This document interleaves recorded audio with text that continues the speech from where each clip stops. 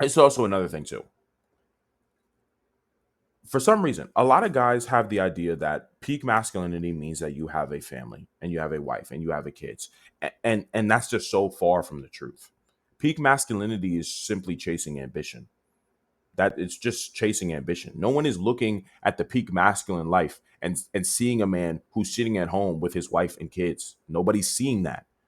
Whenever a lot of guys think about peak masculinity, what are they thinking? Fucking a ton of bitches, having a ton of wealth, and ruling the world. Conquest, conquering, power, searching for more power. That's what peak masculinity looks like. It doesn't look like, oh, look at me, I'm at home with my wife and kids and we're all great and this is awesome. That's not the nigga. That's not peak masculinity at all. Sure, that shit is important for building a society. Don't get it twisted. But is it peak masculinity? No. Peak masculinity is wartime, my nigga. It's fighting. It's fucking a bunch of bitches. It's seeking wealth and status and fame. That's what peak masculinity is. It's fighting against enemies and killing your enemies. That's peak masculinity. That's what all men really want. The constant and never ending fight for freedom and sovereignty. Like that's really what we care about. So when these conservatives with their I have my nice family at home and whatever at home try to act like, "Oh, this is what a man should strive for." That's bullshit. No, it isn't. Cuz that doesn't represent masculinity at all. You have your own version of it just because it's what your current life looks like.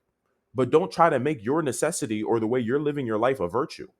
You got to be able to separate your personal preferences and biases away from the reality and what is just objectively true. Just because you have your family and your wife and your kids does not make that peak masculinity. Sorry. Because I'm not against guys wanting that shit. If you want that shit, then fine. If you like that shit, then fine. But don't go around telling niggas that, oh, this is what being a man looks like. No, it doesn't. Because if you really pay attention to all men's desires, hell, if you just look at what men watch, if you look at the type of shit that men watch, niggas fighting, niggas dying. Stories about men going from zero to hero, conquering the world, fucking a ton of bitches, money, cars, whatever. That's all men pay attention to. One of the most famous games in the world right now is what? GTA 5. What do you do in GTA 5, y'all?